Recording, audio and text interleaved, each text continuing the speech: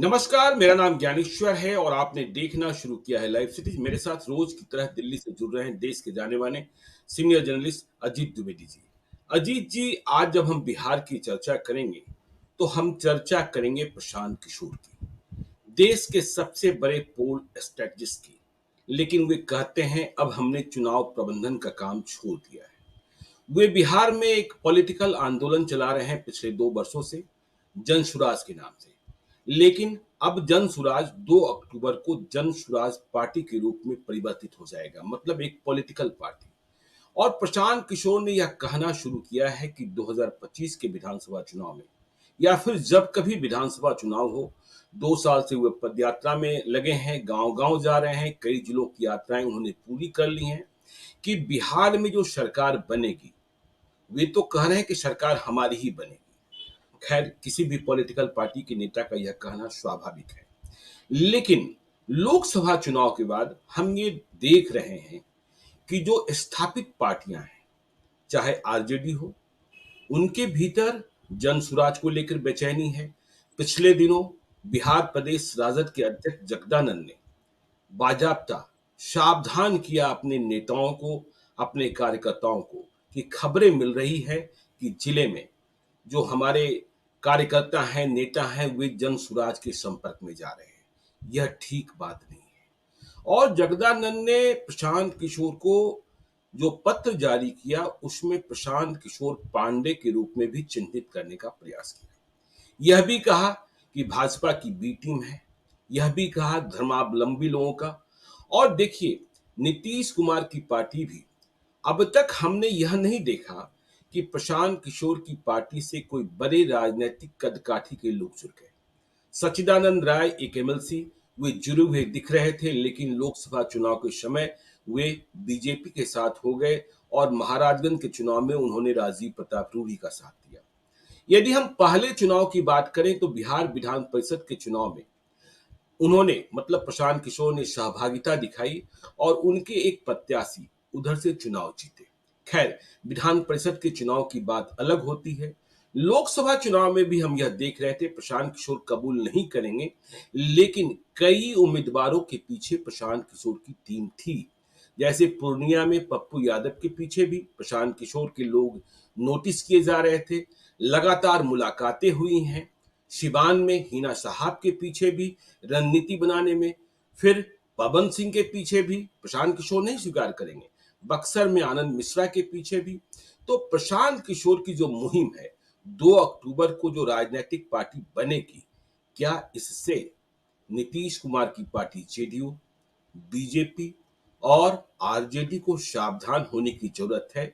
इनका इम्पैक्ट कितना हो सकता है और इनकी मुहिम कितनी रंग ला सकती है, आज इस पर विस्तार से हम लोग चर्चा करें।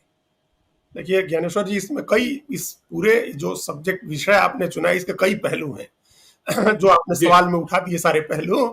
अब उसमें बारी बारी से हम लोग उसकी चर्चा करेंगे। सबसे पहले इस बात की चर्चा, जो आपने जगदानंद सिंह की चिट्ठी और राष्ट्रीय जनता दल की घबराहट जो जाहिर हो जी रही है, बिल्कुल। जो उस चिट्ठी से जो घबराहट जाहिर हो रही है, वो घबराहट हुँ, जेडीयू में भी होगी, वो घबराहट बीजेपी में भी होगी, लेकिन किसी ने जाहिर नहीं की है। राष्ट्रीय जनता दल हुँ, ने जाहिर कर दी।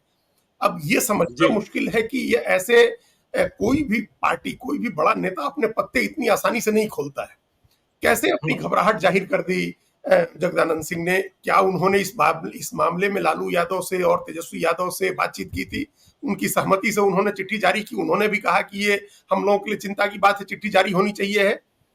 ये एक बड़ा सवाल है, बिल्कुल। क्योंकि कोई अपने पत्ते नहीं खोलता है। कोई कैसे बताएगा कि हम कमजोर हो रहे हैं, हमारे लोग टूट करके दूसरी तरफ हुँ, जा रहे हैं? ये पब्लिकली एक्सेप्ट करने की क्या रणनीति हुई? ये क्या रणनीति हुई कि आप पब्लिकली एक्सेप्ट कर रहे हैं? पहली बात तो जी, ये है। दूसरा, आपने जो कहा कि उन्होंने प्रशांत किशोर पांडे, ये बताया है उन्होंने, प्रशांत किशोर बिल्कुल। पांडे बताया आपने, और नीचे जो महापुरुषों के नाम लिखे कि जिनकी विचारधारा का आप नेतृत्व कर रहे हैं, उसमें तमाम हुँ, बाबा साहब अम्बेडकर और कर्पूरी ठाकुर, इन सब लोगों के, ज्योतिबा फुले, सबके नाम आपने लिखे। मतलब आपकी बिल्कुल। जो है वो दलितों, पिछड़ों, वंचितों की पार्टी है। प्रशांत किशोर पांडे एक ऐसी पार्टी का नेतृत्व कर रहे हैं, या ऐसे समूह का नेतृत्व कर रहे हैं जो खुद सवर्ण है और सवर्णों की पार्टी का नेतृत्व कर रहे हैं। देखिए, हुँ, ये भी रणनीति समझ नहीं आई। भाई, जगदानंद सिंह खुद भी तो बिल्कुल। राजपूत हैं। जगदानंद सिंह जी, कौन से सवर्ण है। लालू यादव की जाति के आते हैं या कर्पूरी ठाकुर की जाति से आते हैं? हुँ, तो जिस पार्टी जी, में वो हैं, वो पार्टी दलितों, वंचितों, पिछड़ों की हो सकती है, लेकिन जिस पार्टी का हुँ, नेतृत्व पांडे जी कर दें, वो पिछड़ी जाति की पार्टी नहीं हो सकती। ये तो बड़ा बेवकूफी भरी बात है ना कि आप पांडे कहा कि ये जी, बताना चाह रहे हैं कि वो फॉरवर्ड है, आप भी फॉरवर्ड हैं। जिस तरह से फॉरवर्ड हुँ, होते हुए भी बिल्कुल, आप दलितों, पिछड़ों, वंचितों की पार्टी का नेतृत्व कर रहे हैं, उसी तरह से पांडे होकर के प्रशांत किशोर भी कर सकते हैं। इसमें क्या ऐसी बात है जो आपने उसको अंडरलाइन की है? तो ये भी रणनीतिक जी, बात समझ नहीं आई। और एक हुँ, तीसरी बात जो है, जो एक जो राजनीति शास्त्र के विद्यार्थी और पॉलिटिकल हिस्ट्री जानने के नजरिए से हम लोग इसको जानते हैं कि जब जैसे जी, प्रशांत किशोर ने अभी तो एक सामाजिक आंदोलन शुरू किया था, जैसे आजादी की बिल्कुल, लड़ाई के समय कांग्रेस एक सामाजिक आंदोलन थी। उस कांग्रेस पार्टी में कम्युनिस्ट पार्टी के भी लोग थे जुड़े हुए, उसमें सोशलिस्ट लोग भी जुड़े हुँ, हुए थे, उसमें दक्षिणपंथी जो लोग थे वो लोग भी जुड़े हुए थे। हर विचारधारा का व्यक्ति कांग्रेस एक आंदोलन से जुड़ा हुआ था। तो प्रशांत किशोर ने एक आंदोलन शुरू किया बिहार में। अगर उसमें हर विचारधारा को मानने वाले लोग जुड़ रहे हैं तो इसमें भी चिंता करने की क्या बात है? जब राजनीतिक लड़ाई होगी, बिल्कुल, जब जब वो पार्टी बना करके आएंगे, उस समय आप अटैक करेंगे उनको, उस समय आप चेतावनी देंगे अपने लोगों को। एक बात समझ में आती है, अभी तो एक सामाजिक आंदोलन के तहत वो घूम रहे हैं, जिसमें वो करप्शन के इश्यूज उठा रहे हैं, जिसमें वो काम नहीं होने के मुद्दे उठा रहे हैं, बिहार के पिछड़ेपन का मुद्दा उठा रहे हैं। अगर इस कॉज से कोई व्यक्ति उनसे जुड़ रहा है तो किसी भी राजनीतिक दल के पेट में क्यों दर्द होना चाहिए? जी, वो जो अपनी जिस तरह से अटैक करते हैं तेजस्वी यादव को, उसी तरह से अटैक करते हैं नीतीश कुमार को भी, उसी तरह से अटैक करते हैं नरेंद्र मोदी को भी। गुजरात के साथ जो तुलना करते हैं और जिस तरह की वो बातें करते हैं, क्या उससे बीजेपी के पेट में दर्द हो ही रहा होगा? लेकिन किसी ने जाहिर नहीं किया, बिल्कुल, क्योंकि जब आप जाहिर करते हैं तो आपकी कमजोरी जाहिर हो जाती है। तो आप ये मान के चलिए जी, कि एक सामाजिक आंदोलन वो कर रहे थे जिसमें हर विचारधारा के लोग जुड़े हुए थे। चौथी बात है हुँ, कि आपने धमकी दी, चेतावनी दी अपने लोगों को कि हमारे लोग जो जुड़े हैं उस कार्रवाई करेंगे हम। तो क्या कार्रवाई करेंगे? कौन सा आपका एमएलए चला गया है, कौन सा आपका एमपी चला गया है जिसकी आप विधायकी छीन लेंगे, सांसदी छीन लेंगे? जो लोग जुड़ रहे जी, हैं वो तो कुछ है नहीं, वो तो आपका बिल्कुल, वर्कर है, साधारण वर्कर है। वो एक हुँ, वर्कर की तरह दूसरी हुँ, तरफ जाकर के जुड़ रहा है, तो उसको आप क्या पनिश कर देंगे? आप वर्कर के पद से हटा देंगे उसको, कहेंगे कि आपको हम नहीं, अपने राष्ट्रीय जनता दल के समर्थक पद से आपको हटाते हैं। ये ये जी, ये ये भी एक तरह की बेचैनी दिखा रही है। तो जगदानंद सिंह बहुत सीजन हुँ, पॉलिटिशियन है, बहुत मजे हुए राजनेता हैं। लालू यादव हैं, तेजस्वी यादव की भी अब मैच्योरिटी आ गई है और ट्रेंड हो गए हैं, पॉलिटिकल नुआंसेस समझने लगे हैं। इसके बावजूद वो चिट्ठी लिखना हमको लगता है कि वो एक बड़ी भूल है, बहुत बड़ी गलती है। वो भूल है, एक तरह से जी, चिट्ठी नहीं लिखनी चाहिए थी। चिट्ठी लिख के आपने अपनी हुँ, अपनी कमजोरी जाहिर की, आपने अपनी कमजोर नस पकड़ा दी प्रशांत किशोर के हाथ में। और आपको पता होना चाहिए है कि आपने जैसे पहली लाइन में कहा, इस देश के सबसे अच्छे पोल स्ट्रेटेजिस्ट हैं तो वो हैं, इसमें कोई संदेह नहीं है। बिल्कुल, हम जो कुछ भी उनके बारे जी, में लोग कहें, और अभी लोकसभा के प्रेडिक्शन को लेकर के उनसे बढ़िया राजनीतिक जो रणनीति बनाने वाला, चुनावी रणनीति बनाने वाला आदमी अभी बिहार हिंदुस्तान की पॉलिटिक्स में नहीं हुआ था। इसके पहले हुँ, सेफोलॉजिस्ट लोग होते थे, सेफोलॉजिस्ट थे बहुत, प्रणय राय बहुत अच्छे जी, सेफोलॉजिस्ट थे, और रामाशीष राय थे, या योगेंद्र यादव थे। ये सब लोग सेफोलॉजिस्ट हैं। ये लोग चुनाव की आकलन करते थे, गणना करते थे, रणनीति बना हुँ, करके, नारे गढ़ के, इशू बना करके, लीडरशिप चमका करके किसी को नेता बनाना, ये इन लोगों ने नहीं किया था। ये काम सबसे सफल तरीके से उन्होंने किया। उनको आपने अपनी कमजोर नस उनके हाथ में पकड़ा दी। उनको समझ आ गया कि आप जी, परेशान हो रहे हैं, अब उस नस को दबाते रहेंगे। वो आपका छोटा वर्कर भी किसी जिले में जाएगा, आप परेशान हो जाएंगे। तो ये आरजेडी ने एक जंपिंग द गन जिसको बोलते हैं, आप पहले घोड़े के आगे बग्घी लगाना, उस तरह का काम आपने कर दिया। आप इंतजार करते उनके पार्टी बनाने का, पार्टी बनाते, उसमें फिर वो आपकी पार्टी तोड़ने की अगर कोशिश करते, फिर आप 10 तरह के आरोप लगाने के लिए स्वतंत्र थे कि वो किसके पैसे से पार्टी तोड़ रहे हैं, वो किसकी बी टीम है, वो पांडे हैं। ये सब आप बताते उस समय जब राजनीतिक लड़ाई। नहीं, ये बात भी कही गई कि उन्हें किसी बात की कमी नहीं है और देखिए 2 साल पहले जब पदयात्रा शुरू कर रहे थे प्रशांत किशोर, तो मैं उनसे मुखातिब हुआ था और प्रशांत किशोर ने एक बात कही थी, आज भी कहते हैं, वह बार-बार कहते हैं कि मेरे विरोधी भी, चाहे मेरी जितनी निंदा कर लें, लेकिन एक बात तो मानेंगे ना कि मुझे चुनाव लड़ाना आता है, जो बात आपने कही। और दूसरी बात जो प्रशांत किशोर और प्रशांत किशोर पांडे, हमने सीधा सवाल पूछा था कि आप जाति से ब्राह्मण हैं? क्या ब्राह्मण बिहार का कोई नेतृत्व कर सकता है? तो देखिए पहली बात आज से 2 साल पहले की बात है। प्रशांत किशोर ने कहा कि मुझे मुख्यमंत्री नहीं बनना है। मुख्यमंत्री तो कोई सामान्य आदमी बनेगा। लेकिन उन्होंने कई उदाहरण दिए कि जब आंधी आती है, जब परिवर्तन का बयार दिखता है, तो फिर यह नहीं दिखता है कि कौन नेतृत्व संभालेगा। उन्होंने 1977 की बात की, उन्होंने विश्वनाथ प्रताप सिंह की बात की, बिहार में कई बदलावों की बात की, योगी आदित्यनाथ के मुख्यमंत्री बनने की बात की कि क्या हालात थे और क्या परिस्थितियां थी और फिर किस तरीके से। तो जब परिवर्तन के लिए जातियां टूटती हैं, तो फिर क्या होता है किसी को समझ में कोई बात बिल्कुल ही नहीं आती है। तो आरजेडी की बेचैनी, और देखिए लोकसभा चुनाव में मिली हार के बाद ये दूसरी बात है कि खाता खुल गया, आप 4 सीटें हासिल कर लिए, लेकिन आपके विधायकों ने क्या परफॉर्म किया, यह तेजस्वी यादव जान रहे हैं। समीक्षा बैठक में उन्होंने कहा भी कि हम बेरहम होकर टिकट काटेंगे, लेकिन किसका टिकट काटेंगे? आपकी असली परीक्षा तो कल ही होनी है रुपौली में, कि कोई अपनी सदस्यता गवाकर यदि आपके पास आता है, तो क्या आप उसे चुनाव जितवा पाएंगे? लोकसभा चुनाव तो बीमा भारती को नहीं जितवा पाए, कल विधानसभा चुनाव है रुपौली का, वहां भी आपकी परीक्षा होनी है। तो प्रशांत किशोर के चैलेंजेस तो 2 अक्टूबर के बाद आएंगे। नीतीश कुमार भी जान रहे हैं, नीतीश कुमार, देखिए प्रशांत किशोर कहते हैं 2015 में सरकार मेरे कारण बनी, मैंने ही वह रणनीति तैयार की थी महागठबंधन की सरकार का। तो नीतीश कुमार के साथ भी आपको भी स्मरण होगा, जब वे नीतीश कुमार के साथ जुड़े थे पवन वर्मा के माध्यम से, तो वे नीतीश कुमार के बंगले पर ही रहते थे, और फिर नीतीश कुमार क्या बोलेंगे, लालू यादव क्या बोलेंगे, सब कुछ प्रशांत किशोर तय करते थे। तो 2 अक्टूबर को जब जन सुराज पार्टी बन जाएगी और विधानसभा चुनाव, ये किसको परेशान करेंगे और किसके लिए ये किनकी नींद उड़ाएंगे, इस पर चर्चा तो होनी चाहिए। देखिए ज्ञानेश्वर जी, अब जो हमने पहले कहा कि 2-3 पहलू हैं, 4 पहलू हैं, हम लोगों ने पहले एक पहलू देखा। वो जो दावा करते हैं कि हमने चुनाव जितवाया 2015 का, तो उस दावे को अन्यथा नहीं लेना चाहिए।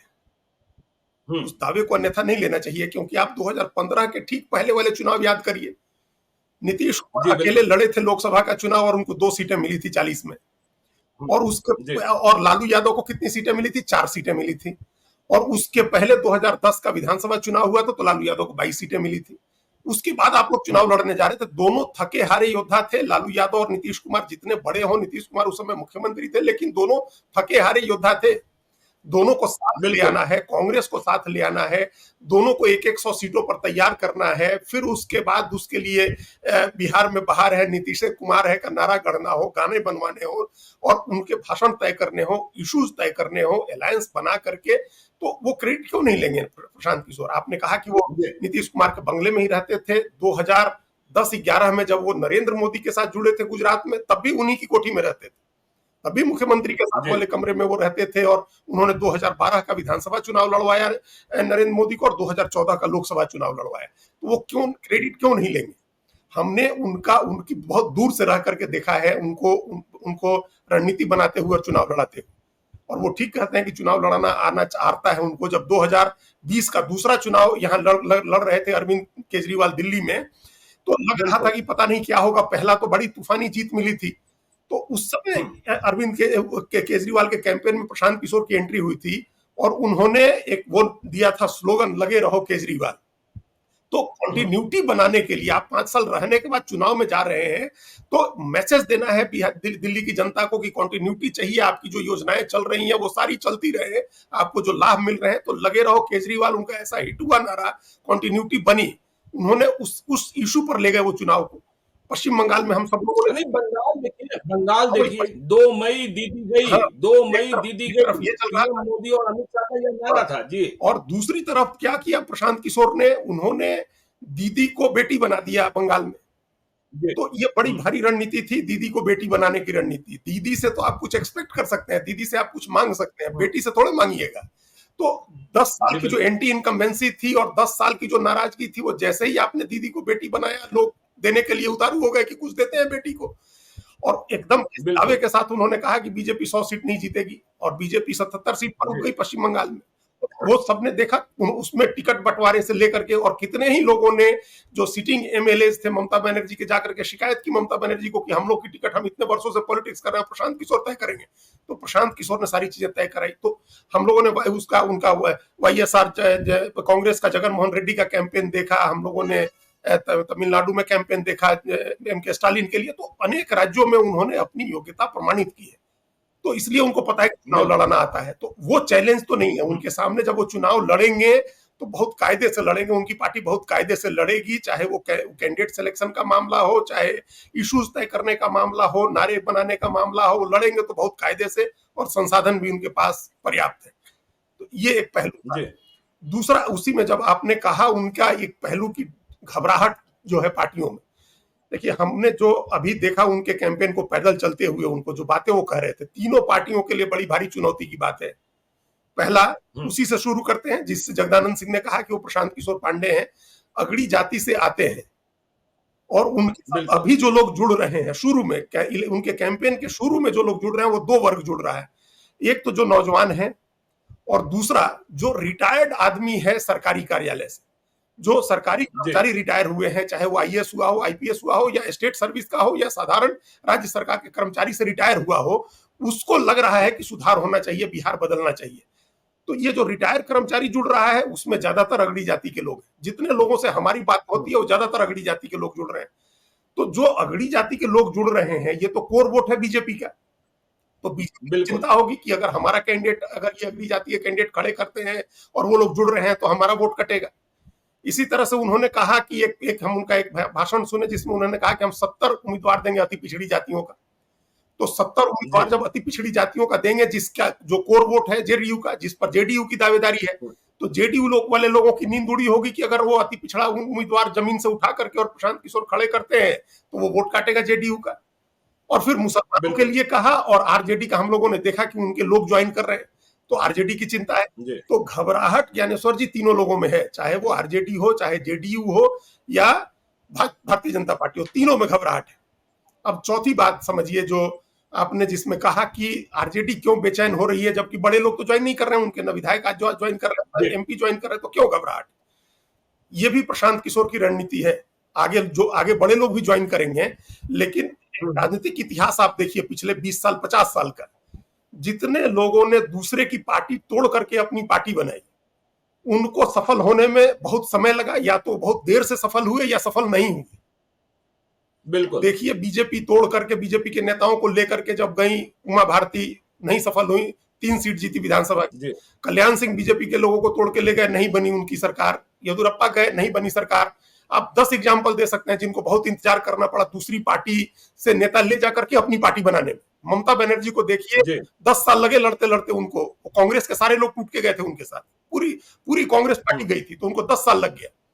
लेकिन अरविंद केजरीवाल को 2 साल नहीं लगा, क्योंकि उसने किसी पार्टी को तोड़ा। कोई आप उठा करके देखिए, उनकी पूरी रैंक एंड फाइल में 2 या 1 लोग, 4 लोग मिलेंगे जो कांग्रेस या बीजेपी या दूसरी किसी पार्टी से आए थे। सब नए लोग थे, सब स्ट्रीट पर से उठाए लोग थे, सब साधारण लोग थे, जिनका बैकग्राउंड एकदम साधारण था, एकदम साधारण पृष्ठभूमि के लोग थे। सामाजिक कार्यकर्ता थे, किसी के यहाँ नौकरी करते थे, ठेला रेहड़ी लगाते थे, गाड़ी चलाते थे। इस तरह के लोगों को उन्होंने उठाया और पहले चुनाव में सरकार बना ली। आप असम गण परिषद का प्रयोग देखिए, एकदम सड़क पर से लोग उठाए गए, यूनिवर्सिटी से लोग उठाए गए। भीरगू कुमार फुकन गृह मंत्री बने थे, वो हॉस्टल में रहते थे, एमए की पढ़ाई कर रहे थे, और वहां से उठे और असम के गृह मंत्री बन गए। प्रफुल्ल कुमार महंता ने उस तरह से सरकार बनाई। तो प्रशांत किशोर इस देश के राजनीतिक इतिहास को बहुत अच्छे से पढ़ा हुआ है उन्होंने, इसीलिए वो स्ट्रीट से लोग उठा रहे हैं, सड़क से लोग उठा रहे हैं, गांव से लोग उठा रहे हैं। उनको पता है कि जितना बड़ा नेता है या जो बड़ा चेहरा आएगा, वो एक हिस्ट्री लेकर के आएगा, एक इतिहास लेकर के आएगा, एक लेकर के आएगा।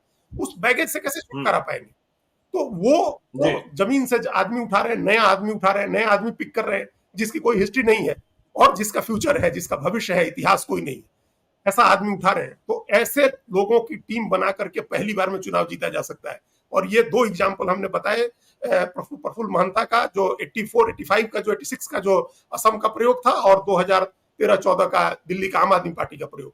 और जो लोग पार्टी तोड़ करके और बड़े बड़े नेताओं को लेकर के गए, उनके सफल होने का इतिहास बहुत अच्छा नहीं है। या तो उनको बहुत समय लगा है, या आधी अधूरी सफलता मिली है, या नहीं मिली है। तो इस बात नहीं, देखिए समझ जी बिल्कुल, जी, बिल्कुल। देखिए, मैं पिछले दिनों प्रशांत किशोर के किसी सहयोगी से मिला था, वे कह रहे थे 2 अक्टूबर का वक़्त आने दीजिए, जिस दिन जनसुराज जनसुराज पार्टी बन जाएगा। उसके बाद आपको पूरे बिहार में जनसुराज जनसुराज ही दिखेगा। और मैंने कहा कैसे दिखेगा? तो चर्चा के केंद्र में जनसुराज होगा। रोज मुद्दे होंगे, रोज आमजन की बात होगी। और इसका पूर्वाभ्यास भी हम देख रहे हैं कि जब वह गांव में जाते हैं तो बेरोजगारी की बात करते हैं, कमाई की बात करते हैं, बेटों की बात करते हैं कि भाई अमीर का बेटा पढ़ने जा रहा है, गरीब का बेटा कमाने जा रहा है, गांव में रह कौन रहा है? बूढ़ा माँ बाप। और यह कितने सालों तक चलेगा? वह कहते हैं हम 39 सांसद देते हैं, 30 सांसद देते हैं, हाँ? और सारा निवेश, सारी कमाई गुजरात को प्राप्त होता है, महाराष्ट्र को प्राप्त होता है। बिहार को क्या मिलता है? बिहार को पैसेंजर ट्रेन भी नहीं मिलती है। बुलेट ट्रेन और वंदे भारत की जरूरत, देखिए जो वंदे भारत में चढ़ने वाले लोग हैं वे हवाई जहाज की यात्रा भी कर सकते हैं, लेकिन जो रेहड़ी वाले लोग हैं, जो आम लोग हैं, उनके लिए तो पैसेंजर ट्रेन ही सबसे महत्वपूर्ण होता है। वह कहाँ से वंदे भारत का सपना देख सकते हैं? तो वह आम लोगों की बात कर रहे हैं। और फिर जो इकोसिस्टम में तो प्रशांत किशोर के सामने किसी का टिकना बड़ा ही मुश्किल होगा। जिस तरीके की लड़ाई, डिजिटल लड़ाई आजकल होती है। और फिर वे लोग जो बिहार के बाहर बैठकर बिहार की खुशहाली का सपना देखते हैं। 2014 में भी हमने देखा था जब मोदी का अवतार हो रहा था बिल्कुल। कि लोग बाहर से चले आ रहे थे वोट देने के लिए कि नहीं, मोदी को लाना है, मोदी को लाना है। लेकिन 2024 में ऐसे लोग हमें नहीं दिखाए जो बाहर से आए मोदी को वोट देने के लिए। इसलिए चुनाव संघर्षपूर्ण हो गया, चाहे बिहार हो, उत्तर प्रदेश में क्या किरकिरी पिटी, यह सबके सामने है। देखिए, ये आपने 2014 की मिसाल बहुत अच्छी दी। उस समय लोग वोट देने आए और कैंपेन करने आए, अपना पैसा खर्च करके। जो यूथ थे, युवा जो थे, जो आईटी सेक्टर में काम करते थे, उन्होंने छुट्टी लेकर के अपनी नौकरी से और उन्होंने कैंपेन किया।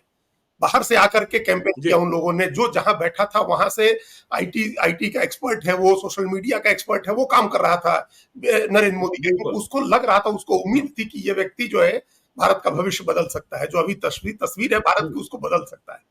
वैसी उम्मीद लोग अभी प्रशांत किशोर से पाले हुए हैं कि वो बिहार की तस्वीर बदल सकते हैं, बिहार की तकदीर बदल सकते हैं। तो जो बिहार से बाहर बैठे हुए जो लोग हैं, जो आईटी सेक्टर में है, और आपको पता है कि भरा हुआ है समूचा आईटी सेक्टर। आप बेंगलोर जाकर के देखिए, पुणे जाकर के देखिए, यहाँ दिल्ली में गुड़गांव नोएडा देखिए, या अमेरिका का सिलिकॉन वैली देखिए, वहां भी हिंदुस्तान में के लोग, बिहार के लोग बैठे हुए हैं। उनकी सहानुभूति कहीं ना कहीं प्रशांत किशोर के साथ होगी, और वो उस तरह का माहौल दोहरा सकते हैं प्रशांत किशोर जो 2014 में नरेंद्र मोदी के लिए बना था। तो ये बात वो ठीक बिल्कुल। कह रहे हैं कि जब जब जाति टूट जाती है। लालू यादव को थोड़े मुख्यमंत्री बनना था 1990 का, जब नवासी में बीपी सिंह की लहर चली, बोफोर्स का आंदोलन हुआ, तो किसी को थोड़े पता था कि लालू यादव मुख्यमंत्री बनेंगे। लोगों ने किसी को जी, मुख्यमंत्री बनाने के लिए तो वोट दिया नहीं, लोगों ने कांग्रेस को हराने के लिए वोट दिया, और कांग्रेस पार्टी हार गई। बिल्कुल। उसके बाद मुख्यमंत्री का हुँ, चुनाव हुआ बजाबता, विधायकों ने वोट डाले, रामसुंदर दास बनाम लालू यादव बनाम रघुनाथ झा। तो वोटिंग हुई, उसमें लालू यादव चुने गए। तो किसी ने कोई मुख्यमंत्री बनेगा ये सोच के तो किसी ने वोट नहीं दिया था। जाति की सारी सीमाएं टूट गई थी। तो उस तरह का माहौल वो बना सकते हैं। देखिए, दो बातें वो हमेशा कहते हैं, जो टेक्निकल टर्म है और यूज करते हैं हमेशा। आप तो खुद ही सोशल मीडिया का इतना बड़ा जी, संस्थान चला रहे हैं, ट्रैक्शन और चैटर। वो बार बार कहते हैं किसी को सोशल मीडिया में कितना ट्रैक्शन मिल रहा है, और बिल्कुल। उसके इर्द गिर्द है कि नहीं, उसकी चर्चा हो रही है नहीं हो रही। हुँ, जैसे अभी आप देखिए, पिछले पिछले जो 1 डेढ़ साल से जो जो कांग्रेस और लेफ्ट का इकोसिस्टम है, उसने कितनी चर्चा करा दी तेजस्वी यादव की और अखिलेश यादव की और राहुल गांधी। जी, वो लोग जो कहते हुँ, थे उसी के इर्द गिर्द चैटर होता था, सारी बातें उसी के इर्द गिर्द होती थी, विरोध में हो या समर्थन में हो। तो ये एजेंडा सेट जी, करने वाली बात होती है, जो वो बहुत कायदे से जानते हैं। उनको पता है कि किस इशू पर हमको ट्रैक्शन मिलेगा, और चैटर हमारे इर्द गिर्द होगा, हमारे मुद्दे के इर्द गिर्द होगा, लोग हमारे मुद्दे की बात करेंगे। ये काम वो बहुत अच्छे से करते हैं। जो आपने कहा वो चुनाव से रिलेटेड भी है। और बदलाव की ब्याह तो हमने बचपन में देखी अजीत जी। 1977 कोई जानता था क्या कि मोरारजी देसाई प्रधानमंत्री बनेंगे? नहीं नहीं, किसी को पार्टी ही नहीं नहीं पता। बनी थी जिस दिन चुनाव की घोषणा हो रही थी। हम्म, मेरा घर तब बाढ़ लोकसभा क्षेत्र हुआ करता था और धर्मवीर सिन्हा, मैं बचपन में ही था, हम्म, मतलब समझ आ गई थी। तो धर्मवीर सिन्हा बहुत ही स्थापित नेता थे कांग्रेस के हम्म, और लगातार चुनाव जीत रहे थे। और जनता पार्टी ने टिकट दिया श्याम सुंदर गुप्ता को, कोई जातीय समीकरण नहीं। मेरा 12 लोकसभा क्षेत्र, या तो वहां से कुर्मी चुनाव जीतता या यादव चुनाव जीतता। और ये श्याम सुंदर गुप्ता कौन, कोलकाता से आए, कोलकाता में मेयर रहे थे और वे चुनाव जीत गए। लोगों ने न शकल देखी, लोगों ने न कुछ और सुना, धर्मवीर सिन्हा चुनाव हार गए और श्याम सुंदर गुप्ता। तो जब बदलाव की बात आती है, और आपने कहा वो चैटर की बात, देखिए डिजिटल करता क्या है, talk about this, talk of the town, यही दो चीजें क्रिएट कर देता है। तो प्रशांत किशोर इसे क्रिएट करने की कोशिश में लगे हैं। और बदलाव जब बात होगी, और जो बाहर बैठे लोग हैं जिन्हें, जो ना उम्मीद हो गए हैं, जो ना उम्मीद हो गए हैं, हाँ, कि भाई बिहार में कुछ हो भी सकता है क्या, जब भी बात होती है तो लोग कहते हैं कि देखिए बिहार जो है यह बूढ़ों का प्रदेश बनता जा रहा है। तो बूढ़ों का प्रदेश जवानों के रहने लायक कैसे बनेगा, यह बड़ा सवाल तो है ही ना। और यही सवाल, इसी के इर्द गिर्द वो सारी बात कर रहे हैं। उनके जो इश्यूज हैं, उस इश्यूज से कौन इनकार कर सकता है? कोई भी व्यक्ति, किसी भी जाति का व्यक्ति हो, किसी भी पार्टी से जुड़ा हुआ हो, वो इस बात से कैसे इनकार कर सकता है कि बिहार में स्वास्थ्य की व्यवस्था बहुत खराब है, शिक्षा की व्यवस्था बहुत खराब है, बुनियादी ढांचा नहीं है, फैक्ट्रियां कंपनियां नहीं है, रोजगार नहीं है। इस बात से कोई कैसे इनकार कर सकता है? कोई भी, किसी भी जाति का हो, किसी भी पार्टी का समर्थक हो, ये तो हकीकत है बिहार की। और इसीलिए लोगों को पलायन बिहार से सबसे ज्यादा होता है। अगर प्रशांत किशोर ये बात कहते हैं, हमारे यहाँ से ट्रेनें भरी हुई जाती हैं देश भर के राज्यों में, हमारे यहाँ से लोग बिहार को पिछले 3 दशक 4 दशक में मजदूर सप्लाई करने की फैक्ट्री बिहार को बना दिया गया है, इस बात से कौन इनकार करेगा? ये तो मजदूर बनाने की फैक्ट्री हो गई, हम लोग मजदूरी तो सप्लाई कर रहे हैं सारे देश में। तो ये बात, उनका ये मुद्दा वो उठाते हैं, और जो लोग नाउम्मीद हो गए हैं उनको लग रहा है कि कुछ हो सकता है। देखिए, बिहार के लोग सिर्फ अपना वो अपनी जो आर्थिक स्थिति थी, जो एक समय बिहार बेस्ट गवर्नड स्टेट होता था आजादी के बाद, तो जो आर्थिक स्थिति थी, जो गवर्नेंस का मॉडल था, सिर्फ वही नहीं गंवा दिया है, अपनी धन संपदा और अपनी आर्थिक क्षमता वही नहीं गंवा दिया है। बिहार एक तरह से अपना आत्मसम्मान भी गंवा चुका है। अब किसी को शर्म नहीं आती है जब 36 राज्यों की सूची बनती है, राज्य और केंद्र शासित प्रदेश मिलाकर के जब 26 की सूची बनती है और 36 की, और हम लोग 36वें स्थान पर रहते हैं, तब भी किसी को शर्म नहीं आती है। तो ये है कि हम लोग आत्मसम्मान गंवा चुका है बिहार, उसको शर्म नहीं आती। देखिए ना, मैं पिछले दिनों सरयू राय की किताब पढ़ रहा था, तो उसमें पर कैपिटा इनकम, प्रति व्यक्ति आय की चर्चा थी कि 1950 में जो नेशनल एवरेज था उससे मात्र हम 77 रुपए कम थे। आज कहां से कहां हम पहुंच गए हैं? आज तो 1/3, ऑलमोस्ट 1/3। हाँ, हाँ। और देखिए, आज ही हमने अखबारों में खबर देखी कि जिसमें माइक्रो फाइनेंस कंपनियों से कहा गया है, बिहार के बारे में क्या परसेप्शन बन गया है कि आप बिहार में लोन देना कम कीजिए। हाँ। यदि आप लोन अधिक दे रहे हैं तो इसे कम कीजिए, नहीं तो बुलबुला फट जाएगा। क्यों भाई?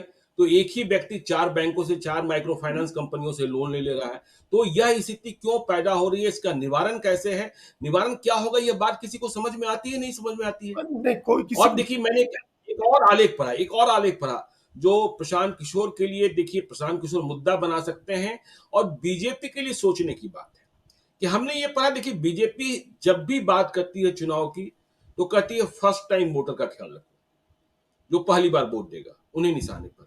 लेकिन आज ही हम पढ़ रहे थे हिंदू में या इंडियन एक्सप्रेस में कि फर्स्ट टाइम वोटर की क्या स्थिति होगी, अग्निवीर से परेशान है, परीक्षाओं के पेपर लीक होने से परेशान है, सरकार के बारे में उनका ओपिनियन क्या बन रहा है, परीक्षाएं हो जाती है 2 साल तक नतीजे नहीं आ रहे, रिजल्ट आ जाते हैं 2 साल के बाद परीक्षा कैंसिल कर दी जाती है, जिसका रिजल्ट आ गया, जो सिलेक्ट कर गया, वह नियुक्ति पत्र के इंतजार में बैठा है, उसने पढ़ना बंद कर दिया, और 2 साल के बाद कह देंगे यह परीक्षा कैंसिल। और इस बीच तो फिर आप फर्स्ट टाइम वोटर से, तो ऐसे लोग तो भाई परेशानी की अवस्था में ही जिएंगे ना। बिल्कुल। और ये बात हम लोग चुनाव की, जब ये लोकसभा चुनाव के पहले जब हम लोग चर्चा करते थे, तो हम लोगों ने एक फिगर पर बहुत चर्चा की थी कि फर्स्ट टाइम वोटर का इंटरेस्ट तो सबसे ज्यादा खत्म हुआ है चुनावी राजनीति से, वो वोटर ही नहीं बना। हम लोगों ने चर्चा की थी कि बिहार में सिर्फ 18%, 18 से 19 साल के जो नौजवान लड़के हैं, लड़कियां हैं, जिनको वोटर बनना था, उसमें 18 से 24% तक ही अपना वोटर बने और मतदाता सूची में नाम दर्ज कराया।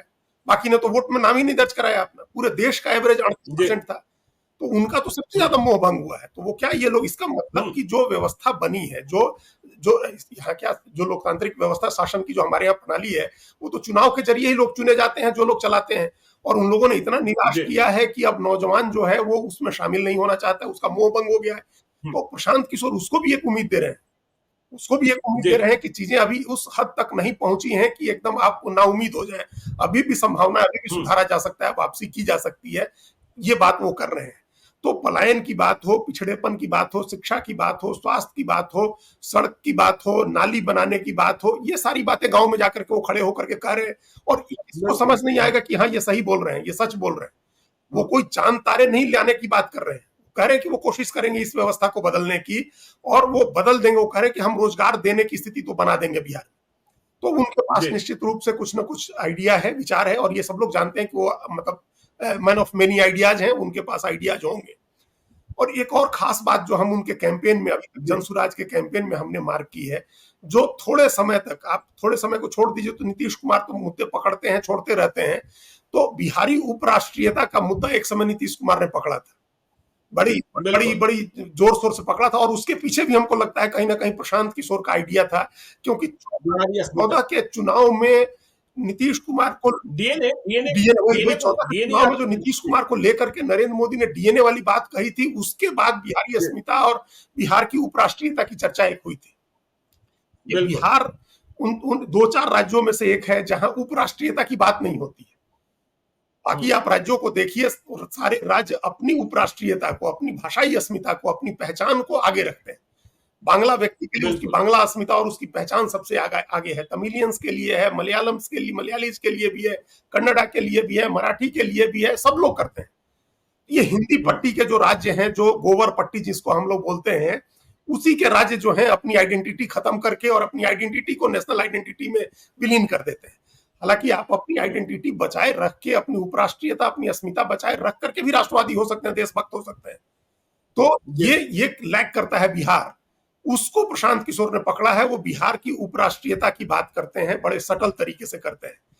जब वो बताते हैं कि हम 40 एमपी देते हैं और गुजरात 26 एमपी देता है, उसका प्रधानमंत्री बनता है, हुँ, तो वहीं उसी उपराष्ट्रीयता की बात वो कर रहे होते हैं।